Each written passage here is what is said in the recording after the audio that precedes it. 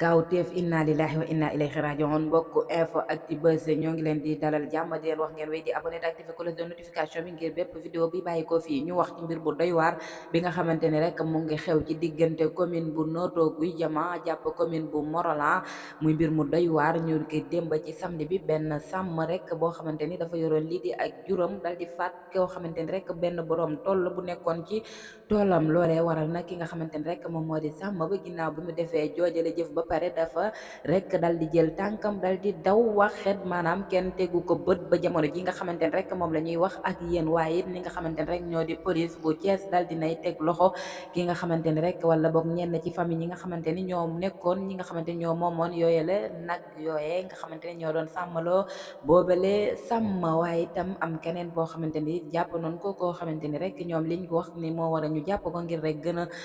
xóotal seen enquête mooy ki nga xamante ni mu ngi dëkkoon ci baneen dëkk bu nekk ci diggante ñaari commune yooyale rek moo xamante ni ñoom leen seen sukkandiku ba waral ñu dal di koy teg loxo dañoo xamle ni kat moom moo doon may ñi nga xamante ni moo di sàmm yi moo leen doon may añ ba loolee moo waral ñu dal di koy teg loxo ngir rek gën a xam sàmm boobee nga xamante ni moo def joojale jëf fan la féete pour rek ngir rek moom mi nga xamante ni moo leen doon may añ bu ñàkk moo xam fan la féete waaye daal moom sàmm bi